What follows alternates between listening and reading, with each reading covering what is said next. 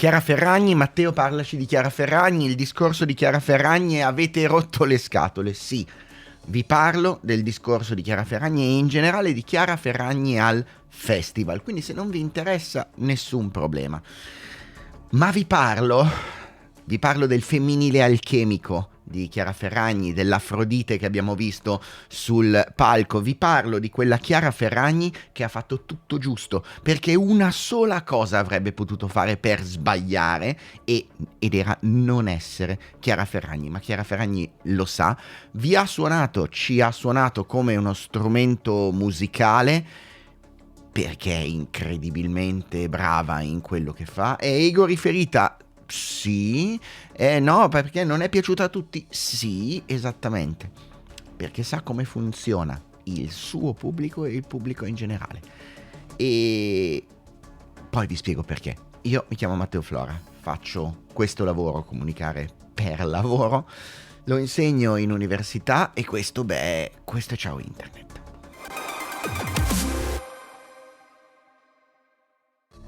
Ciao Internet, partiamo dalle basi.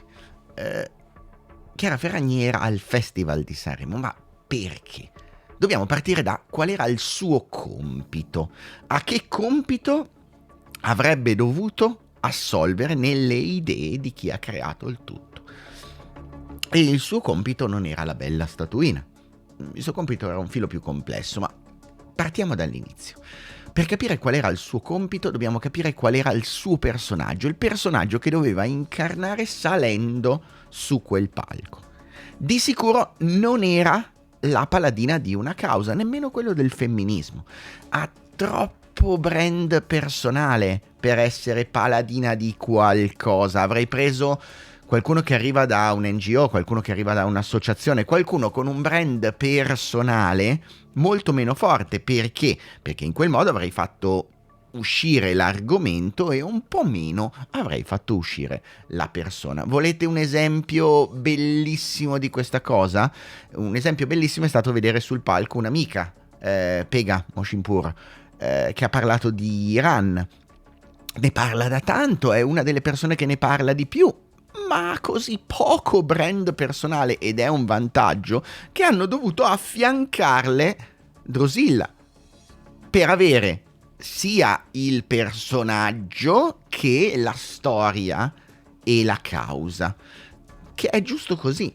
Chiara Ferragni non era lì per fare nemmeno la bella statuina, ok? La belloccia che portava in giro.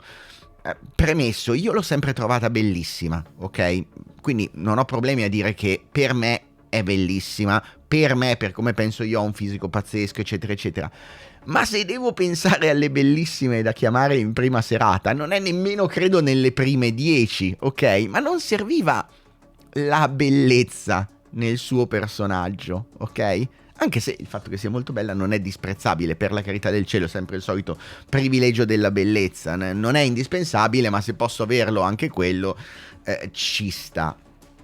Quindi che personaggio era? Perché continuo a parlare di personaggio? Perché non paghiamo Amadeus, paga la Rai, cioè ciascuno di noi in importo frazionario per fare il pirla sul palco, ok? E nemmeno entro certi limiti per scegliere le canzoni che finiranno sul palco. Non è un commediante, è il commediografo. È lui che imbastisce uno spettacolo che deve piacere a tutto il pubblico pagante. E tu dici: no, aspetta, perché il pubblico pagante? Forse sarebbe meglio dire il pubblico pagato. Pagato da chi? Dagli inserzionisti.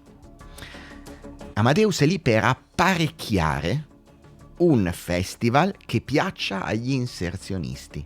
Tutti gli inserzionisti. Quelli che vendono a uomini e quelli che vendono a donne. Quelli che vendono a boomer e quelli che vendono alla Gen Z. Quelli che vendono ai sovranisti e quelli che vendono agli immigrati. Ce ne deve essere un po' per ciascuno.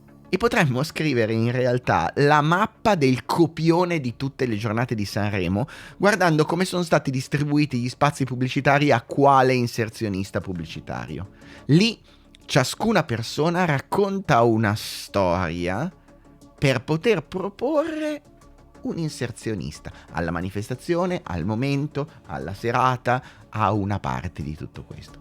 Ciascuna persona che è lì sul palco, a parte essere un artista, un musicista, un attivista, un comico, quello che volete, ciascuna persona su quel palco è un personaggio, è una maschera. Se volete vedere è un archetipo. Magari sì, possiamo parlare anche degli archetipi. A cosa serve? Serve per sollecitare, attenzione a questa parola, un certo pubblico. Sollecitare, non accontentare. Disturbare, coinvolgere, allearsi, non lo so, emozionare, fare piangere, fare arrabbiare un determinato pubblico.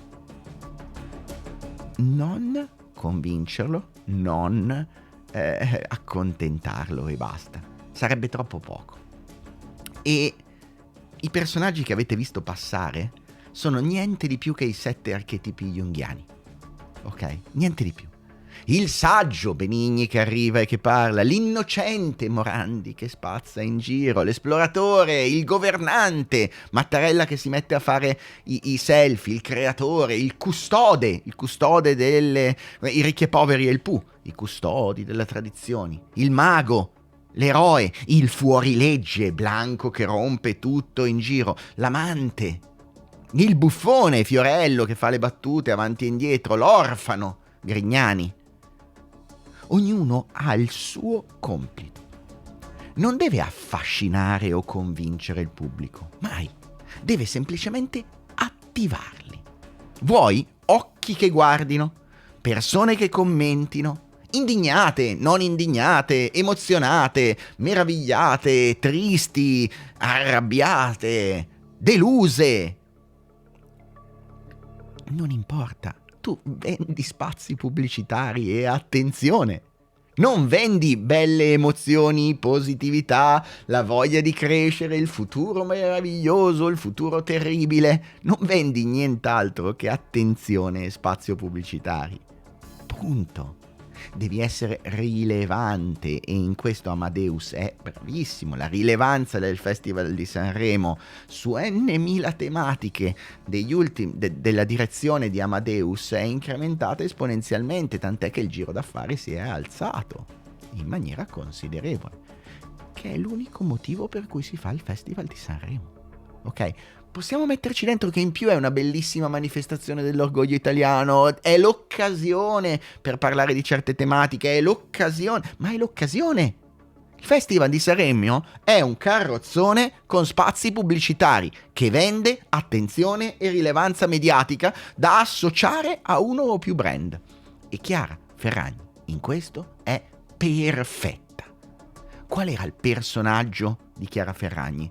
Se volessimo parlare ancora una volta di archetipi, eccetera, doveva rappresentare il femminile archetipo, il femminile alchemico, scusatemi, Afrodite, che non è quella bella e quella affascinante, discorso, lasciate perdere. Semplifichiamo. Chiara Ferragni era lì per fare se stessa, per un unico motivo, perché non è in grado di fare niente altro che se stessa. Il discorso era banale. Sì, era scritto male. Porca miseria, assolutamente sì. Era scritto da lei. E fatti un dubbio, quando tu giri, quando sei Chiara Ferragni e il tuo beauty che hai nella borsetta vale credo 4 volte casa mia, puoi pagare un ghostwriter, ok? Tra parentesi, una delle cose che mi ha fatto più tristezza in assoluto è scoprire che autori che io adoro autori pubblicati e autori di libri famosi, i nomoni, costano 2 lire per fargli fare da ghostwriter. Prendono bene, ma in confronto al valore che portano, costano 2 lire perché l'editoria è un mercato che non rende. C'è una carissima amica, non faccio il nome perché non gliel'ho chiesto prima, che ha scritto dei libri meravigliosi di lifestyle, di racconti urbani, eccetera, che mi raccontava le sue fee. Avevo sentita per un cliente che voleva scrivere una biografia, voleva un ghostwriter, e mi ha dato una cifra che era uno 0 in meno di quello che mi aspettavo, quindi poteva pagare qualunque ghostwriter, qualunque. Perché con una decina, una ventina di migliaia di euro si pagava qualunque cosa, che è forse una borsetta in meno. Ma non lo ha fatto. Perché non lo ha fatto? Perché il personaggio lì era lei. Non avrebbe... qualunque cosa che non fosse stata scritta da lei non avrebbe funzionato. Al contrario di quello che fanno tanti, che si stuprano, stuprano forse un po' forte, che buttano al vento tutto quello che sono, il loro passato, eccetera, buttano al vento chi sono per essere su quel palco e incarnare valori, tradizione, quello che il pubblico si aspetta. Lei era lì per fare l'unica cosa che sa fare. Lei. E chiunque mi dice è scritto male, chiunque mi dice non sa scrivere, non ha mai letto The Blonde Salad, quando lei scriveva il suo blog, che era scritto male uguale. Ma era quello che piaceva. Non era la rivista patinata, non era il Vogue di turno che ti raccontava cose. Era Chiara che scriveva come Chiara quello che pensava Chiara sul blog di Chiara e parlava di quegli argomenti. E Chiara, quel giorno, continuo a dire Chiara per avvicinanza, non perché dovrei dire Chiara Ferragni, la signora Ferragni, ok, va bene. Chiara in quel momento era Chiara. Quella Chiara che io seguivo, quella Chiara che io seguo. È egoriferita? Ma certo che sì!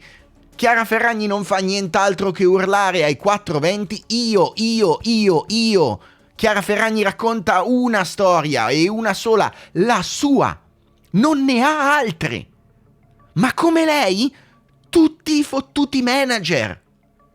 Il manager, uomo forte, non racconta nient'altro che la sua storia, i suoi al massimo la sua è quello della sua azienda, l'azienda che lui guida.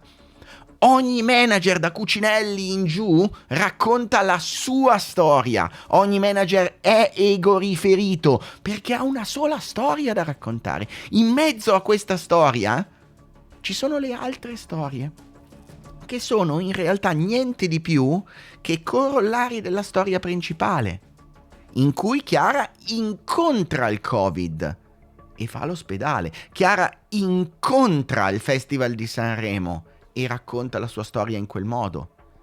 Chiara Ferragni fa PR, public relation, non fa comunicazione, non fa intrattenimento. Chiara Ferragni fa PR, come fanno tutti gli influencer. C'è un motivo per cui Dio del marketing, Seth Godin, definisce gli influencer hacker egoriferiti delle pubbliche relazioni. Gente che ha imparato come funzionano le PR e le usa in maniera devastantemente funzionale per proporre se stesso. Chiara Ferragni è una musicista. Lo strumento è il pubblico. Sono io, siete voi. Chiara Ferragni non parla al pubblico. Non è Amadeus o un presentatore, non è Pippo Baudo che parla al pubblico in sala. Chiara Ferragni parla al suo pubblico.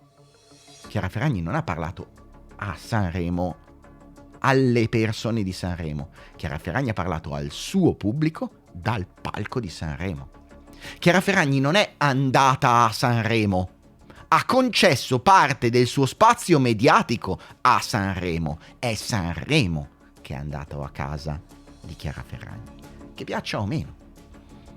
E ancora una volta Chiara Ferragni ha vinto sul suo pubblico, che è l'unica sola cosa che le interessa. E ha vinto rimanendo Chiara Ferragni. Chiara Ferragni è più Chiara Ferragni di prima, è più personaggio di prima verso una serie di parti, non ha bisogno di convincervi. Anzi, non ha bisogno nemmeno di convincere il suo pubblico, ha bisogno ancora una volta di un palco e di attenzioni. Gli basta convincere più o meno la metà del suo pubblico.